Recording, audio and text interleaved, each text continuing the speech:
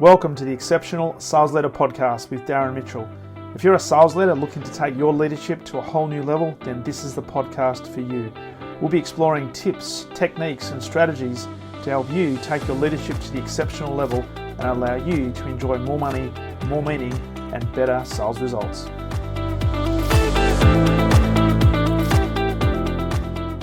Welcome back to the Exceptional Sales Leader Podcast. It is my absolute pleasure to welcome a man who is just off a 2-week, I'm not sure, do we call it a sabbatical or we just call it a bit of R&R? I don't think 2 weeks is a sabbatical, but when I get to my point in career that I can take a sabbatical, I will let you know. I just called it vacation at this point. Perfect. Coming straight off a 2-week vacation in Italy and France, and he was talking to me about the lack of internet, the beautiful food and wine and the surroundings, and it seems like, wow, what if we're not working to do something like that, then why are we working? It's my pleasure to welcome Mr. William Anderson to the podcast. Welcome, sir. Thank you so much, Darren. I'm looking forward to this conversation.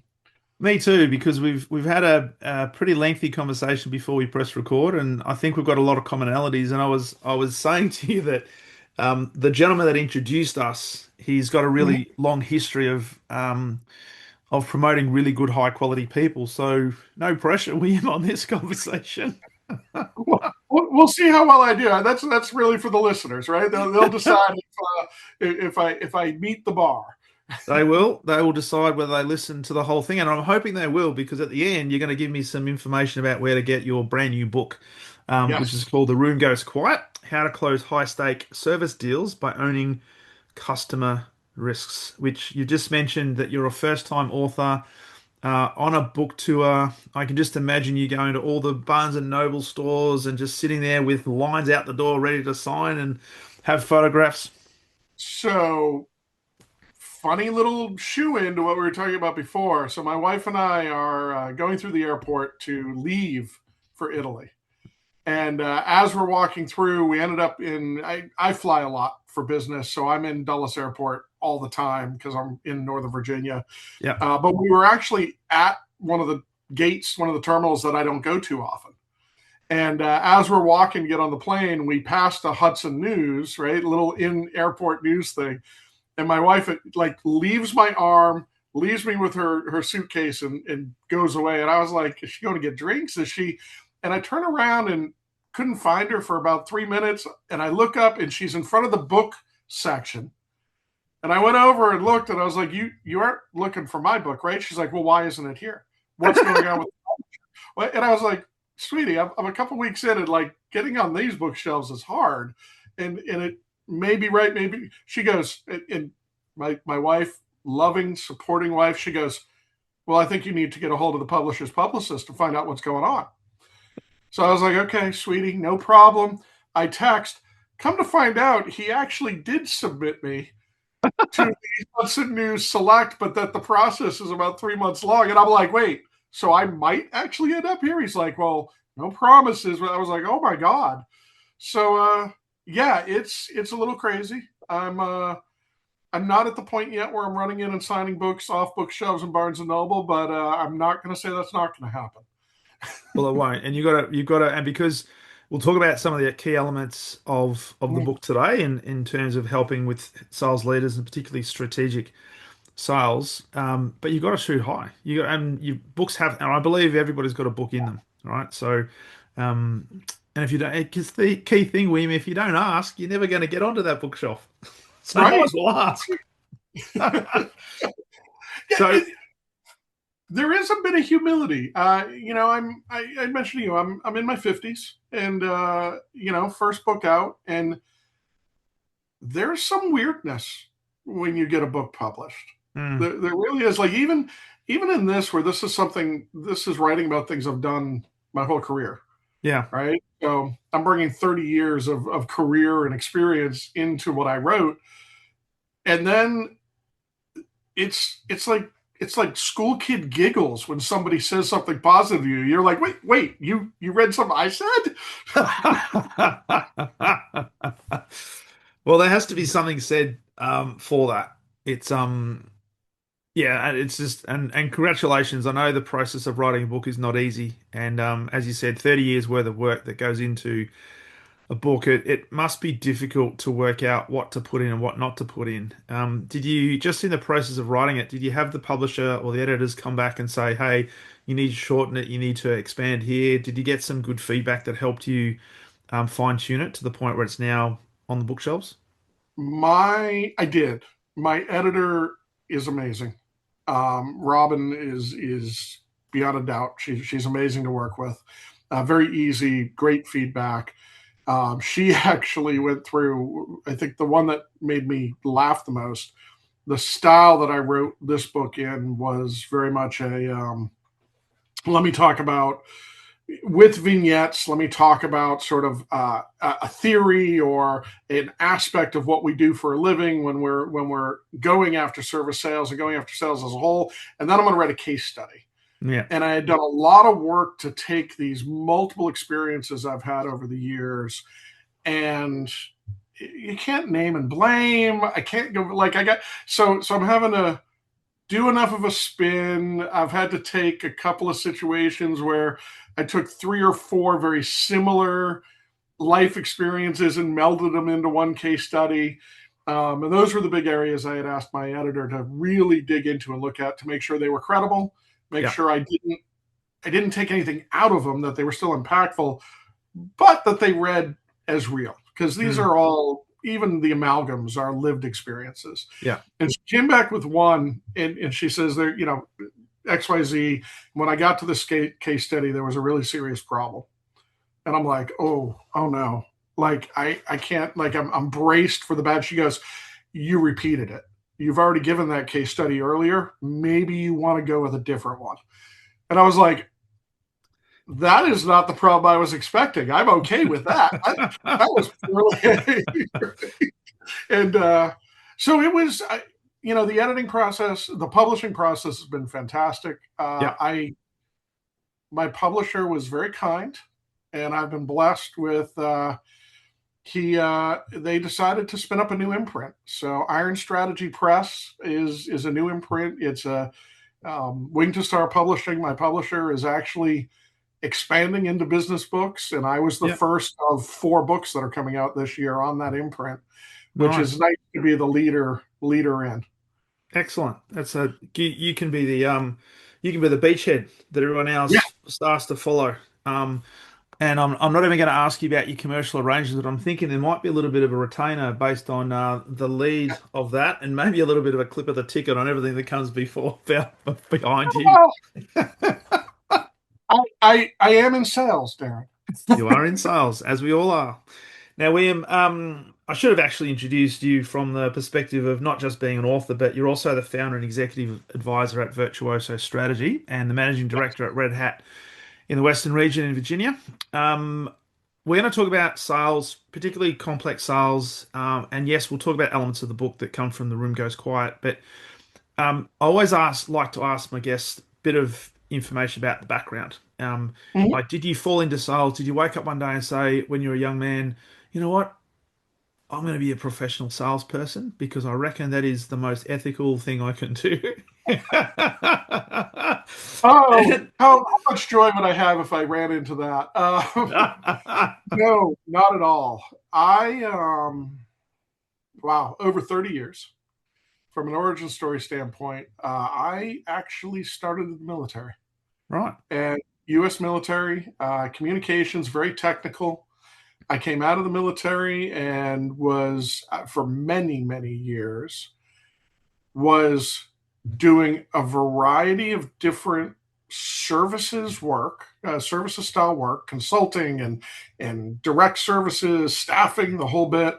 Um, but shortly after coming out of the military, I ended up in leadership positions. Mm. And these were team lead positions, into management positions, into coaching positions. It was exciting. And compounding that, when I look back, I didn't realize it at the time, but I spent well over 27 years of my 30 plus years in complex enterprise side, even in the small companies, enterprise scale business to business environments. Mm. contracting to the US government, contracting to the military, being in the military, and actually Yeah. communication work I did. And that was across transformation, it was across go to market work, just all of these different areas. And all through that, I kept fighting. I'm not a sales guy. I'm not a sales guy. No, I'm not a sales guy. Yes, I'm a manager. I manage sales guys, but I'm not a sales guy. And I finally, a couple of years ago, geez, over a decade ago, I finally came to the Yeah. point of, well, crap, I'm a sales guy, and not just a sales guy. Like, I'm a sales leader. I'm Mm. leading teams, and even my delivery teams. I'm leading my teams to talk about what's important to the customer, because it was all services. Yeah. Even the product companies I was tied to was all services. I was on the services side of what we were doing.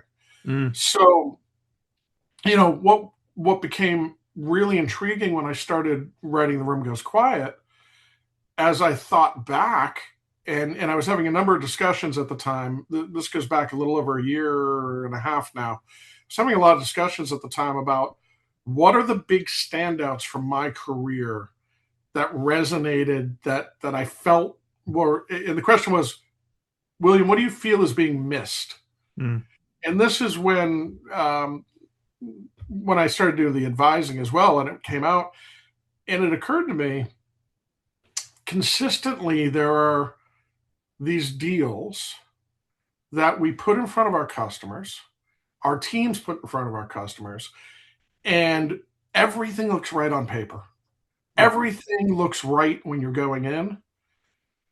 And then the number of teams that I was managing that would come back to me and go, well, the deal stalled and it slipped and we had this problem and that problem. And I was like, okay, looking at the repetitiveness of that, it all came back to the same thing: Mm.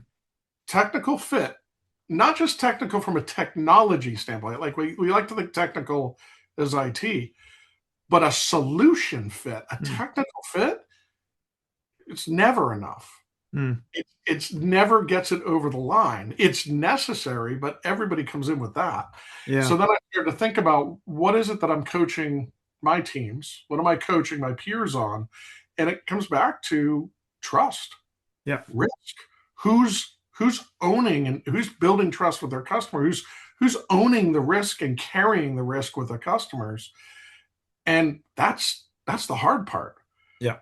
And that was when I kind of went, oh, well, I could just continue to teach this to my teams, but is that really, like, that's not hugely helpful. Wait, I could write something and maybe this will resonate with other people. Yeah.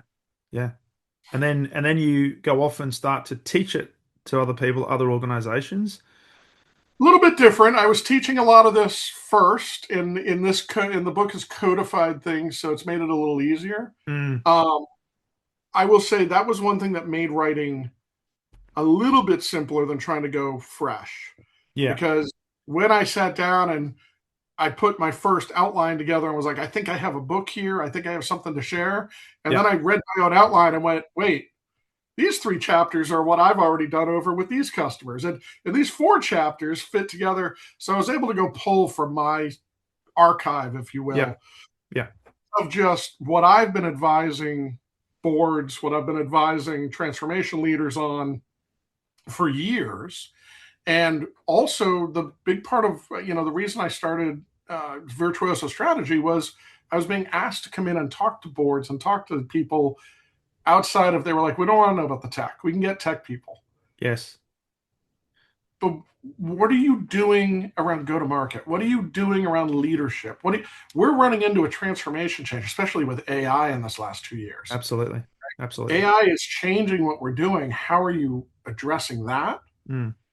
And I was already there, so I was like, yeah, this resonates. Let me go ahead and share this widely.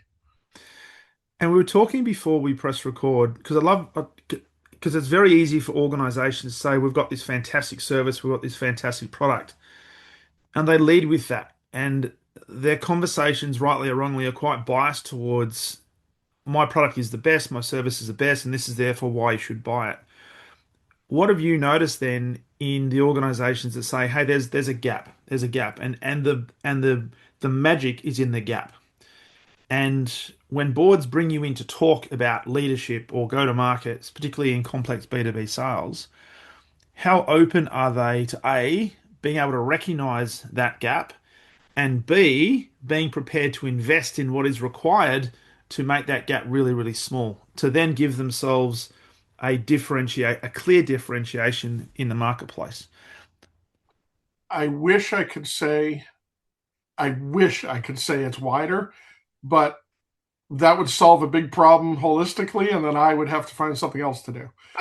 Well, you could be a professional wine taster and a That's true. critic, a travel critic. I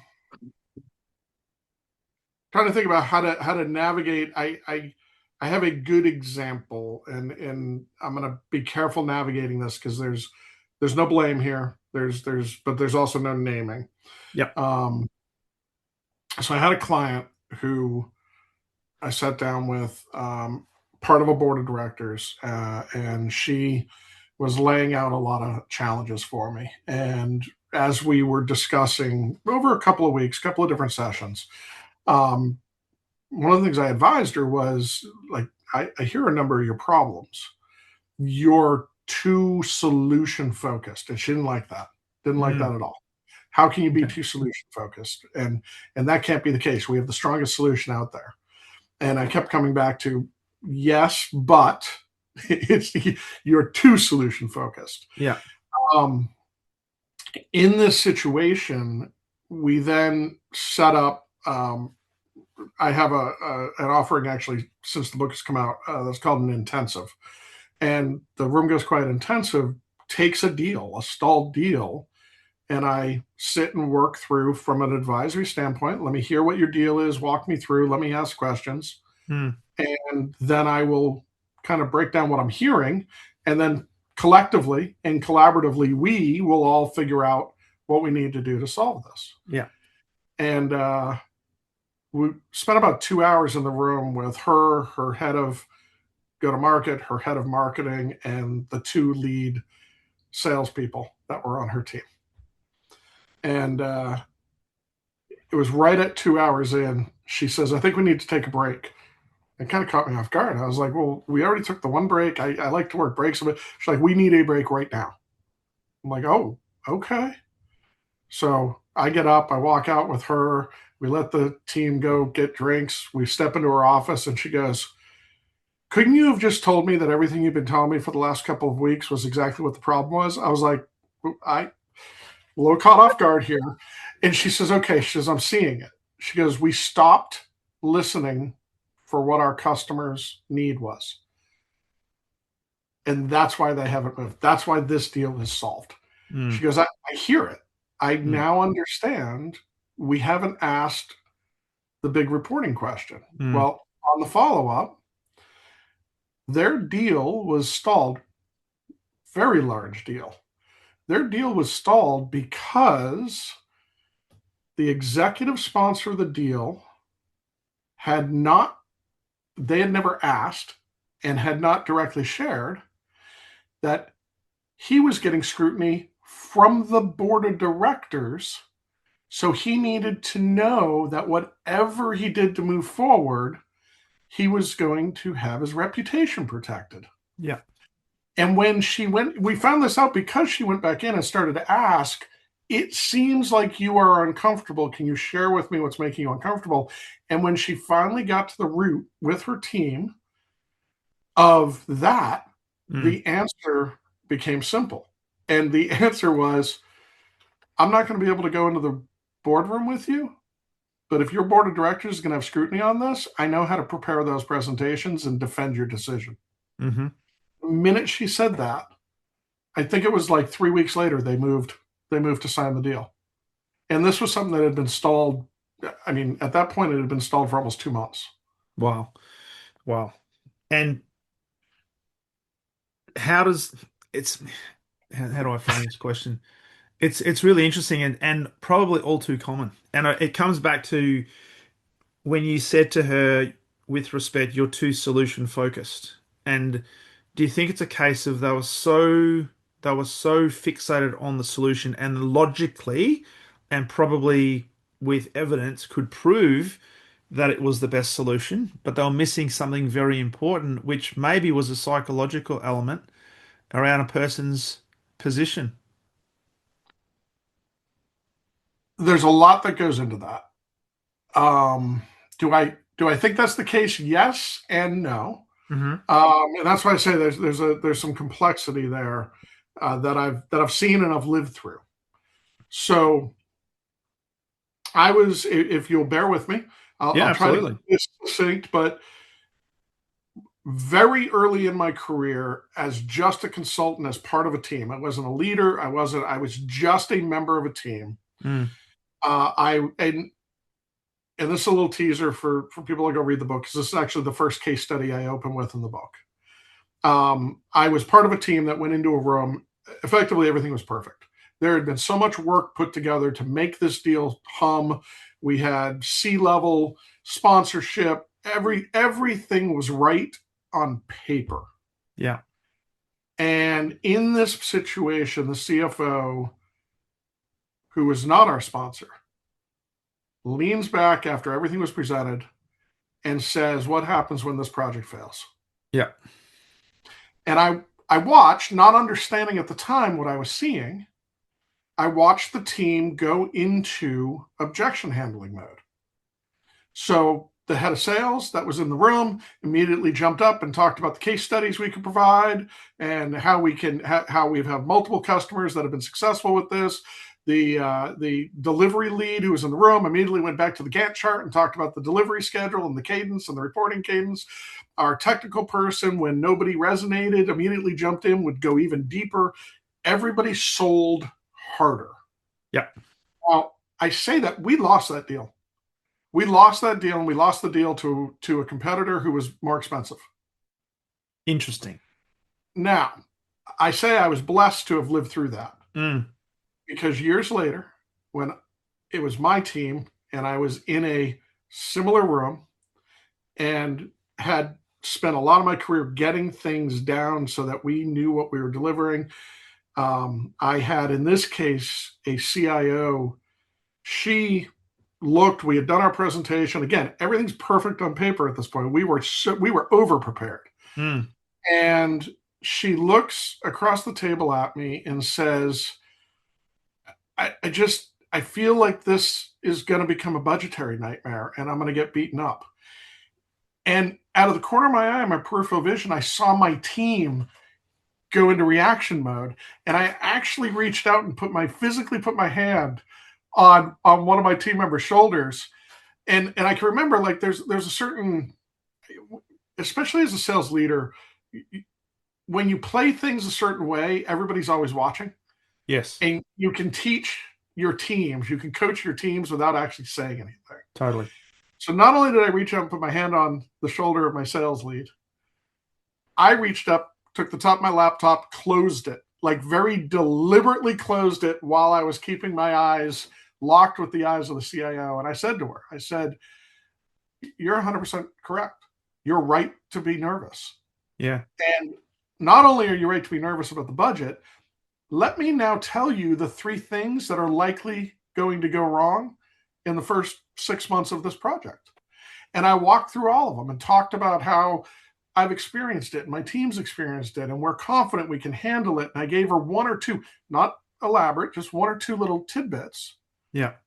of how we fix those problems. And then I said to her, I stopped and I said, "I want you to just think here, if we're partnering, truly partnering, and I can already anticipate that, imagine how well you and I are going to handle what we can anticipate." Mm. Darren, she literally took a breath, looked, and said, "I think procurement's in. Let's go down and talk to them now." There you go. I had that deal signed in 2 days. There you go. And that moment, being able to bridge that early career failure to know what was coming, to anticipate it, it shapes how I coach teams Mm. today. Mm. How do you recognize that moment? It's and often it comes. Look, part of it would be intuition, gut feel, but a lot of it's going to be experience, and probably experience of going through situations where the cues were there, either I missed it, my team missed it, and instead of leaning back and listening and asking a question to try and figure out where is this coming from, we went into justification mode, double down on case study mode, try to fix the problem mode. So all coming from the good intention, but not necessarily addressing the elephant in the room, which may have been something personal. Here's a fun tidbit. That moment actually telegraphs itself. It's what I named the book after. Yeah, okay. It's the moment when the room goes quiet. Yeah. It can be just it could just be a second or two of hesitation, but that's the road sign. Mm, And if you watch for that, and this is not even for sellers, it is incredibly important for sellers, but all executives have this moment because in that moment where the room goes quiet, the participants of that room, your buyer, if you're selling, but your decision makers, the conversation just shifted. yeah. I would put money that well over 90% of the time, this is what's happening. Even in that 2 second quiet, uncomfortable pause, what just happened is whatever solution was being discussed is no longer the topic. It is now shifted to risk and confidence. Mm, And who's going to own the risk and who's going to confidently step up and own the next steps. yeah. And if you watch for that moment, then there's 100 different ways you can figure out how to react. But I I coach a lot of the teams I work with on going with three real quick steps there. Yeah. And funny enough, the first one, hard for those of us in sales, really hard. Shut up, stop talking. Right? It's just, you notice the roadside. Now listen. Yep. Right. And and that's a hard thing, but it's stop talking and think about what was just said. Because somewhere in what was just said is going to give you a pointer to sort of the second tactic I recommend and the second tactic I coach on, which is now that you stop talking, you listened, ask. Yeah. You've earned the right to be upfront, to be honest. So Yeah. be honest. Yeah. You know, Yeah. Darren, you got a little quiet there. It seems like you're nervous about something. Could I ask you what that is? Yeah. And then, and this is the tough one, stop selling. Yes. Number three is actually listen to what they say. Don't react to what you think the problem should be. Actually react to what they're saying. That's that curiosity thing you and I were talking about before. Yeah. Like ask, but genuinely ask to be curious, not just to try to coach them into saying what you want them to say next. Totally. Totally. Particularly when in many cases, these big complex deals, there's a lot riding on the outcome for us Yeah. as a sales organization because we might have made a promise to our sales director, our chief revenue officer, our CEO, and we cannot go back into the office without a deal because we may have been told, get this deal or out. Or Yep. else. I so we're all familiar with the large systems integrators. I was I was working with a sales team. Very recently. They laid out a deal, and I was walking the head of the deal kind of through the process of analyzing the risk on the deal. Yeah. And they kept coming back to we have our solution makes things more efficient. Our solution makes things more efficient. For the end customer, our solution makes things more efficient. And I went, great. We're dealing with this, this level of person. What happens if you make things more efficient? They're like, what do you mean? They get their work done better. They have this many tickets. They have this much technical problem. They're at 100% load. I said, great. Who's doing all the work? Mm. Well, the SI has a help desk. I said, right. What's the SI's business? And the sales leader actually said, well, what does that have to do with anything? They're the SI. I said, but we're not competing with you. You're not competing with the SI. Yeah. He's like, and he says, he goes, well, so if I make them more efficient, it's better. I said, cool. What is the SI's business? Yeah. Well, putting butts in seats. Great. So when you make that work more efficient and they need less butts and seats, Did you help them? And he went, oh. And I was like, so now let's step back and look again. Like, I'm not saying you got the wrong solution, but you got to craft it different Totally. because the SI has made this executive successful. Yep. More importantly, they've made this executive's boss successful. Yep. Do you really want to undermine the SI? And you think you're helping, but you think you're helping because your solution does this thing. Did you actually look at what their business is? Mm. And it gets complex. It is really hard to map those things out, but it's necessary to just get in, be curious, listen, Yeah. dig to what the real customer need is, not just your solution to get on the table. And that's the thing that's often missing in big complex deals is because we do, and you would see this in the intensives where they come to you and describe their current bid, where it sits, the complexity. They've done all the analysis. They've done the formalized influencing structure, the informal influencing structure, and there's obviously gaps, and you can see that through your experience. And often, because you're disassociated from it, it's easier for you. I'm not putting words in your mouth to see it because there's probably not that emotional attachment. But as soon as Exactly. they see it, and what I get from this is not just are you helping them with this deal, you're helping them to change their thinking method for future deals. They're going to start to ask themselves better, deeper, more important questions to make sure that they're better prepared so that they can be more of service to the customers that they're there to serve.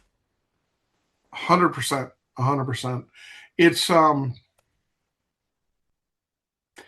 that's the dirty secret of transformation. I know transformation is this big dirty word in the industry as a whole right now. You know, the big consulting houses sort of poisoned it for us, but change is hard because it involves people Yes. and process and tools. If it was just process and tools and people weren't involved, Mm. all everything would be easier. Yeah. And when you get people involved, it's even more than just the emotional attachment. It's feeling threatened. Yeah. It's feeling like you're going to lose credibility. Mm. Well, if there's a gap here, I I contributed to this particular process, or even worse, I didn't contribute to it. I inherited it, but I stood by it all this time. What does it say about me that I didn't identify this? Yeah. And the biggest challenge I see in transformational work, change work, in improvement is it, it's one thing to say, be careful about going after the sacred cows, right? That's we've heard that throughout the industry. But it's not even just about sacred cows. It's about how do you help people understand that making the change isn't going to lose them credibility. Yeah. If they do it right, it actually gains them credibility. Yeah, absolutely. A hard thing to see. It is. It is. And change is often littered with obstacles, potholes, things we don't expect, sinister things that potentially can come from around the corner. Yep. But if you lean into that, and the key word around all of this is partnership. And that's where I think what you've been talking about is really important because there's an underlying level of trust that has to exist. So you being able to have that conversation with the CIO and the others that you've been talking about, there has to have been a level of trust established where A, you had the confidence to be able to say that because you'd established credibility, and B, they knew that when you said it, you were saying it and coming from a position of, hey, this is not just to get my deal over the line. This is to help me solve the problem that I ultimately need to solve. There's a big difference. And Darren, one of the other things that's important to identify in all that is there is an aspect of all organizations rarely would get to the point they are today that they exist and have gotten success and need now to change unless they had really solid smart people working for them. Mm, With that being said, to make a big change, sometimes you have to hit a milestone marker or a target that's not already 100 miles down the road to the big change you want to make, yeah, but is is a step much closer than what you're comfortable with, because that's what everybody else is comfortable with. And then you have to figure out how to tell people, oh, no, no, no, that's really where we're going, Mm. even though you know you're headed much further. Yeah. But you got to get them on the road. So then that coalition starts building together. Yeah. Absolutely. And Absolutely. that's tough because a lot of us like to fool ourselves. It gets very comfortable to go, no, no, no, no, we're only going that far. Yeah. Yeah. And because as you've clearly articulated, change is hard. Sometimes people want to try to avoid the hard thing. Yep. And so they don't lean into that and see the opportunity. They either are stagnant or lean back, trying to avoid because they see it as a problem, not as an opportunity. But So there's a big that goes into that risk ownership. mm, Something I see a tremendous amount. It's something I struggle with day to day when I'm in selling roles.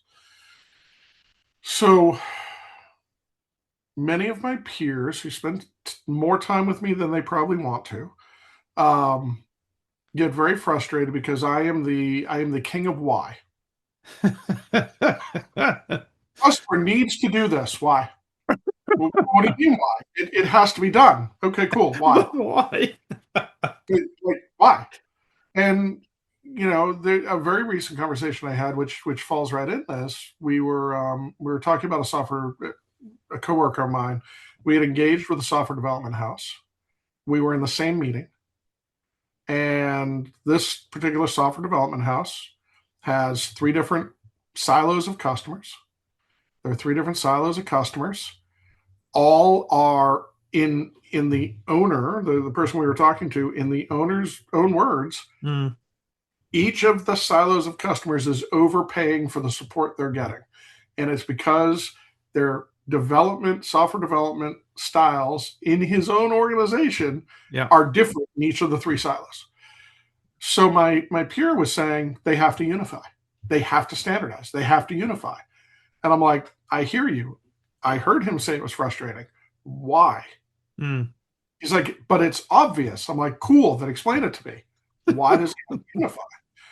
And what we boiled down to, and something then the two of us we coached the team on, was that why is an important question. That particular our customer in that case didn't have to unify. His yeah. customers were not asking for a single thing changed, and they were all operating independently. He was basically running three companies. Hmm. That's annoying for him, but it's annoying. It's not bad. It's not Yes. critically. It's not a problem. Could he be more efficient? Sure, but the cost to change then might impact how happy his customers are. He didn't Yeah. have to change. Everything was going good enough. Yeah. That doesn't mean your solution's bad. What it means is you got to dig a little bit deeper to figure out, do they really need the solution now? Mm, Are you bringing the right thing to the table for them to fill a need now? yeah. And I think that's a tough thing because we Mm, do we get blinded. It goes back early part of our conversation here. We get blinded by our belief that our solution is the right solution. totally. Totally. Hey, it's been a good conversation. I do want to talk about some elements of the book without giving too much detail around because we want people to be encouraged to grab a copy of the book, particularly if they're intrigued by what we've been talking about today. Um, I know you use this as a bit of as part of the intentions that you run, but can you talk at a really high level about the four pillars framework? Absolutely, absolutely. So when you're jumping in and looking at the four pillars, um, see, you put me on the spot. My brain went blank. So, um, so it really comes down. Yeah, and I apologize for the pause on that. So when you're looking at the four pillars, it goes to a lot of what we're talking about. Trust over product fit. It really drills down into, can you build trust quickly? Your customer is going to be looking at you saying, do I trust these people? Are they telling me the truth? Do I have confidence in them? Now, that is going to align very quickly to risk ownership. Mm, It's not about reassuring from the sales side. It's not about reassuring people. It's about naming the risk, and then owning the risk. Ask about it. If you don't know what to name, you gotta jump in and ask, be Mm, curious, dig a little bit deeper. Then we really jump into that executive psychology, right? How are they thinking? What's the political capital that's being spent here? What's the internal reputation, the credibility hit mm, to that customer? Then that fourth pillar that comes up is curiosity over pressure. mm, Um, there's multiple sides to this, and I think one of the tough things is it's so easy when especially as sales leaders when we coach our teams, we are under pressure to hit a number by the end of the quarter. We are under pressure to fill a certain amount, right? We have to have the right mix of pipeline versus forecast, right? We have all this pressure and we push that onto our teams. yeah. And we don't leave our teams enough room to be curious about what the right solution is and solving the right solution long term. A very interesting thing happens, and I would be willing to argue this with any of your listeners who think that this won't happen. Try this out in a quarter, make sure that you're in a trust situation. Yeah. But if you encourage your teams as a sales leader not to drive to the quarterly numbers, don't take the foot off that. You still have to get your reporting in, Mm, right? Your metrics are still the same, but drive your teams to identify the actual customer needs and then bridge it across those other three pillars. mm, An amazing thing's going to happen. You might miss closing a deal by a couple of days or a week by your end of the quarter, but you're not going to discount. mm, You're going to drive value instead of discounting. You're not going to create false urgency, which means your credibility is going to be higher. yeah. And your pipeline is going to fill up more because growth business and recurring business is going to be built off of that. Mm, I challenge any sales leader to take that approach. Pick one quarter and take that approach over a quarter. Do it when you're already ahead so that you have the capital to make the risk. And I don't know a single sales leader that hasn't benefited from that. In fact, the sales leaders I know that commit to that approach consistently are the ones that end up getting bigger teams, getting more success. Their job gets easier. yes, it does. And there's less either direct or perceived pressure on this end of quarter number. Yeah. And the thing that I've always in my sales leadership career, I could never really understand, and nobody could give me a legitimate reason as to why we have to get this in by say June 30, when on the 1st of July, the customer's still going to be there, still wanting to deliver the value, still wanting to do some business with us. But Yep. because it wasn't happen on the 30th of June, you are a failure. Therefore, you Yep. and so and all the work that we've done up until that particular point, which is all very self-serving from an organization and maybe a senior leadership perspective, gets potentially undone by trying to create favors and get a deal brought forward. Versus what you're talking about is the timelines will probably take care of themselves if we focus on the quality over Yes. the false sense of scarcity. I have a chapter. It's one of the drier chapters, and I'm The gonna dryer chapter. and I'm gonna say what it is, and you'll understand why. The listeners will understand why. It is a chapter about procurement, Okay. and procurement's a pretty dry topic. But so this is good, Darren. This is you're the first podcast I will have brought this up on, but I think your listeners will really appreciate this, especially as sales leaders. So when I sat down to write this chapter, I called a good friend of mine who has been the lead procurement officer at two different U.S. Fortune 100 companies, and I told him, "I'm going to buy you a stupidly expensive steak dinner. I am going to liquor you up." He's going to kill me right now. I'm going to have to make sure he doesn't listen to this. I said, "I'm going to liquor you up, and I want you to do something for me." He's like, "What? What?" I said, I want you to tell me the story of when you most egregiously abused one of your providers, one of your suppliers.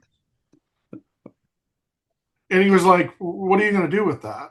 And I was like, I'm writing a book. I'm writing a book about sales.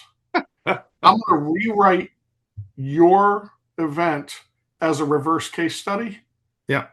about how to combat all of that. And he says to me, he goes, you're lucky I'm getting close to retirement because I love that idea. So some of the things he talked about, and it's really interesting. I find it to be a very interesting chapter. I've actually gotten a little bit of feedback now of people, early readers who have read that chapter and then said to me, is this person in this? And I'm like, it's not. It's But not. I appreciate there's that many really skilled procurement officers out there that kind of go by a very similar playbook. Yes. And but one of the big tricks was he said, he goes, I drag out negotiation until I get to 2 weeks to the end of the quarter. There you go. And I was like, well, that's to get a better discount. He goes, it's worse than that. I still won't sign by the end of the quarter. Because what am I going to do? Tell me they can't give me the discount 2 weeks after the end of the quarter? I I don't give want them to the see him business. walk. Yeah. He's like, Mm. I want to see him walk. And I was like, that's so dirty. Like, but yes, most procurement is going to push. Many companies, I've seen companies walk when they say this is the dead, but there's so many other companies that you kind of call your own credibility into question, Mm. Mm. right? We have to get this in by the end of the quarter. The discount is only good until the 30th. Cool. I can sign it on the 5th. Like what just changed? What Yeah, changed in your business that you can't give me that discount 5 days absolutely. later? Yeah. And It's now there's some other dirty tricks in there as well that yeah, it's good tactics to watch for. it is. But then it also comes back though. Did he have examples where perhaps all the things that we've been talking about today, a sales organization did do well to the point where he felt there was a collaborative partnership where he didn't play that game?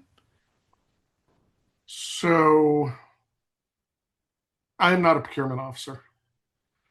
What I will say is this, and I'm not going to speak for him, Yeah. but I can answer your question from my perspective. I rarely play procurement games.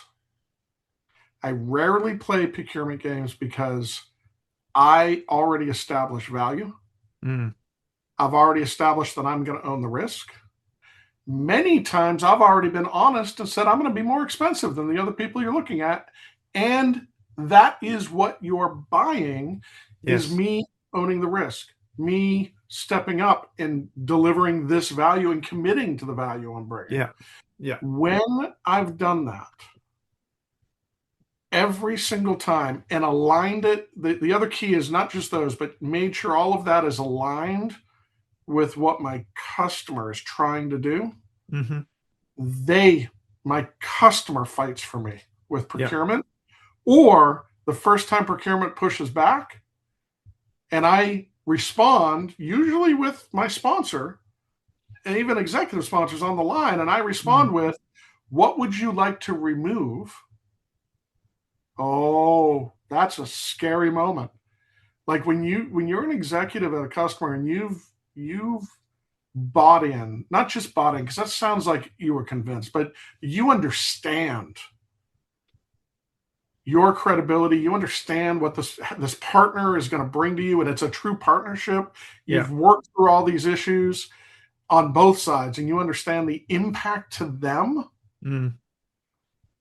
Man, you don't want to be stepping up and answering to somebody else without that backup anymore. And when Totally. they start to say, "What do you want? What do you want me to take out?" You, as the customer, are one of the first people to go, "Whoa, whoa, whoa, whoa, whoa! I Mm. think we're okay with this. We have the budget." Yeah. Yeah. And a lot of times they've done that work beforehand. And I think that's the important point.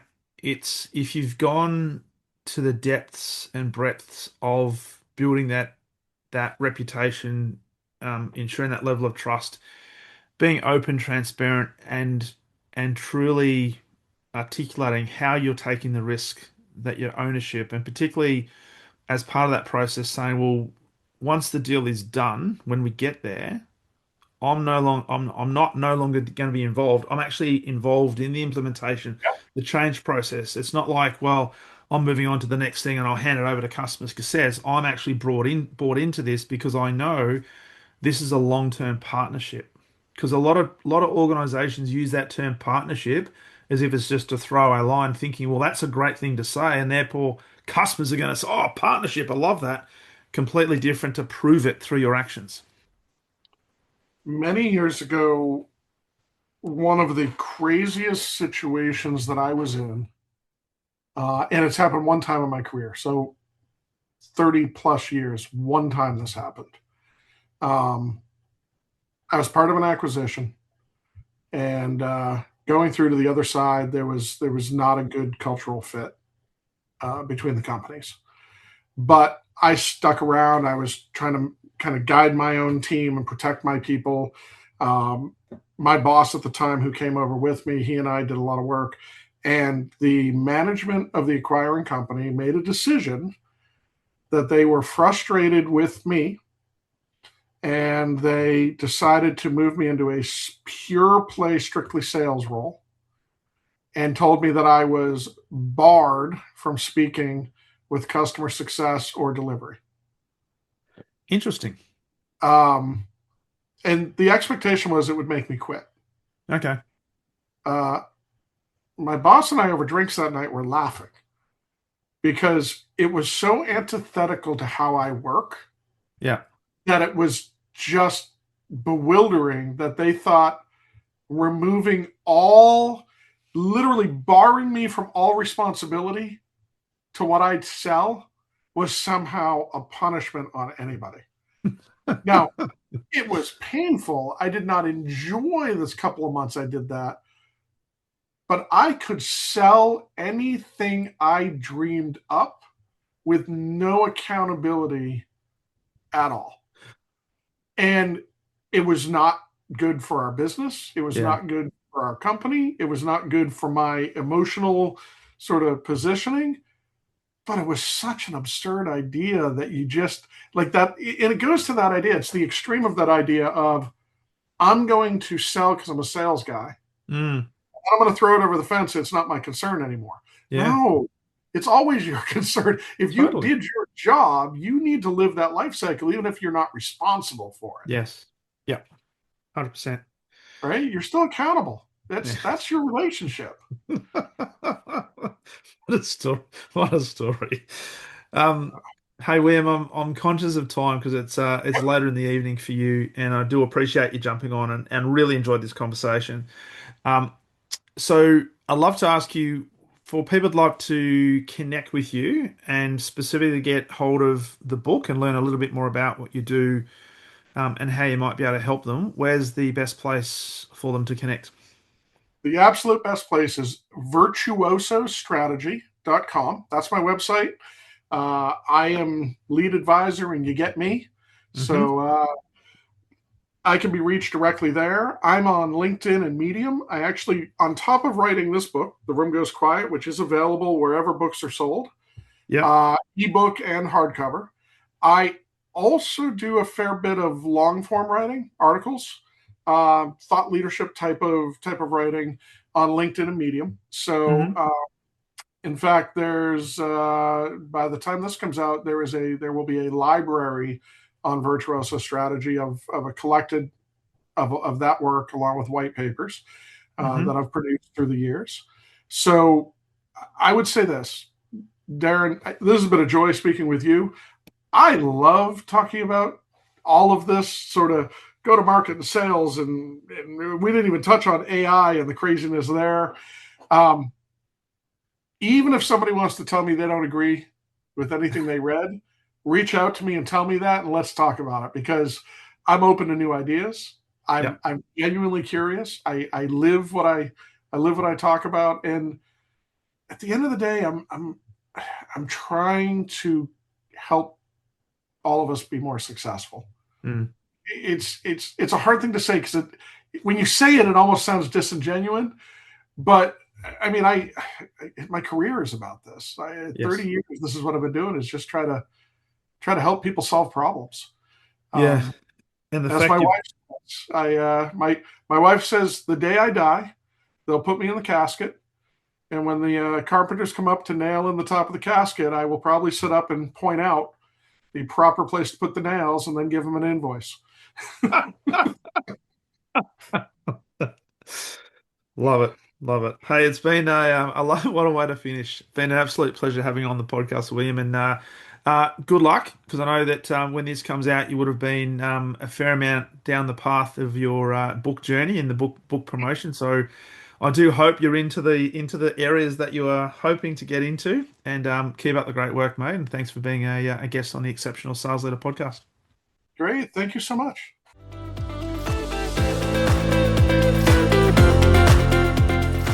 Thank you for listening to the Exceptional Sales Leader podcast. I trust the information in this episode has been helpful in your journey towards becoming exceptional. And remember, please take the time to rate the show, subscribe to the show so other people can find it. But also, if I can help you, jump on my calendar, go to leadwithdarren.com, and let's have a conversation about how I can help you along your journey to being exceptional.